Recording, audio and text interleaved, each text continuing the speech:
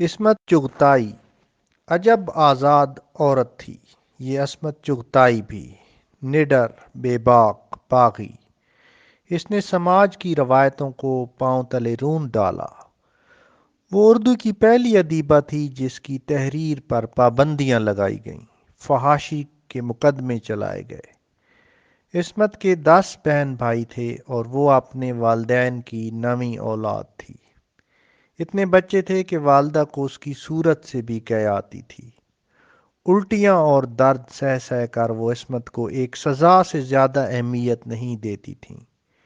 اسے ماں کا دودھ پینا بھی نصیب نہ ہوا۔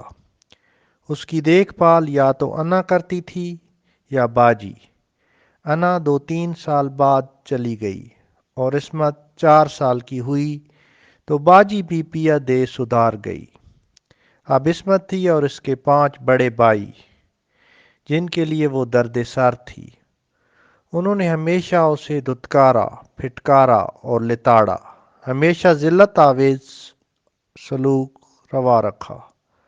بھائیوں کی بدسلوکی اور بے حسی کا درد اسے مرتے دم تک تڑپاتا رہا۔ بہنوں کی عدم موجودگی میں عصمت بھائیوں کی صحبت میں پلی بڑھی، کھیلی کودی، انہی کے ساتھ گلی ڈنڈا، پتنگ بازی، فٹ بال، سائیکل سواری، گھوڑ سواری اور ہر وہ کھیل جو لڑکے کھیلتے ہیں، کھیلتے کھیلتے 12 برس کی ہو گئی۔ بھائیوں کی صحبت میں عصمت کو کھلا اور آزاد ماحول ملا۔ اس کے اصل مجرم اس کے بھائی تھے جن کی صحبت نے اسے انہی کی طرح آزادی سے سوچنے پر مجبور کیا۔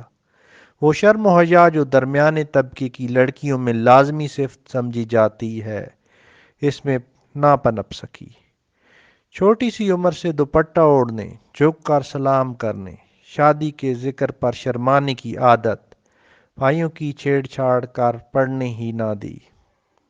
گھر کے اسی ماحول اور ان کی تربیت کے اسی انداز نے عصمت کی فطرت میں بچپن ہی سے بے باکی، بے تکلفی، یہاں تک کہ خود سری، ضد اور باغیانہ رویے کو فروغ دیا اور وہ ایک مخصوص سانچے میں ڈھل گئی جو اس کی پہچان بن گیا۔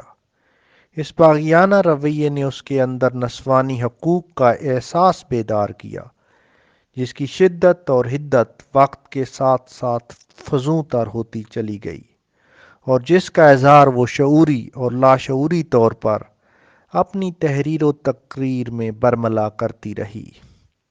عصمت کے گھرانے میں لڑکیوں کو اعلیٰ تعلیم دلوانے کا کوئی رجحان نہ تھا، لیکن اس کی ضد اور ہٹ کے سامنے گھر والوں کی کیا چلتی۔ انہیں عصمت کو علی گڑھ اور بعد ازاں لکھنؤ میں تعلیم حاصل کرنے کی اجازت دیتے ہی بنی۔ اس زمانے میں عصمت کی تحریریں ادبی جریدوں میں شائع ہونا شروع ہوئی۔ اس سے پہلے بھی کئی خواتین ادبی دنیا میں قدم رکھ چکی تھیں، مگر عصمت کے بے باک قلم نے بہت جلد پوری ادبی دنیا کو اس کی طرف متوجہ ہونے پر مجبور کر دیا۔ عصمت کو زبان و بیان پر غیر معمولی دسترس حاصل تھی اور اس نے نثر کی ہر صنف میں اپنی صلاحیتوں کا لوہا منوایا۔ عصمت نے درمیانے قد، گٹھے ہوئے جسم، گورے رنگ اور تیکھے ناک نقشے والی خوبصورت نوجوان شاہد سے شادی کی، جس پر ان کے گھر والوں نے بڑا واویلا مچایا۔ شاہد خود بھی افسانہ نگار اور پروڈیوسر تھے۔ انہوں نے عصمت کی شرکت میں بڑی کامیاب فلمیں بنائیں، جہاں نام کمایا وہاں دام بھی خوب بنائے۔ عصمت اپنی اولاد کی طرف سے بھی مطمئن رہیں۔ ان کی 2 بیٹیاں ہوئیں، سیما اور سبزینہ۔ بڑی لڑکی سیما بھی اپنی ماں کی طرح باغی نکلی اور ایک ہندو سے شادی کی۔ اس کا بیٹا عصمت کو بے حد عزیز تھا اور وہ بھی اپنی نانی سے بے حد محبت کرتا تھا۔ عصمت کہا کرتی تھی کہ مجھے قبر سے بڑا ڈر لگتا ہے۔ اس کی وصیت تھی کہ میری میت کو سپرد خاک کرنے کی بجائے نظر آتش کر دیا جائے۔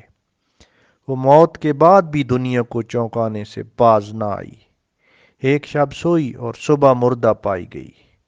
وصیت کے مطابق اس کے جسد خاکی کو بمبئی کے چندن واڑی شمشان گھاٹ میں آگ کے شعلوں کی نظر کر کے راکھ میں تبدیل کر دیا گیا اور پانی میں بہا دیا گیا۔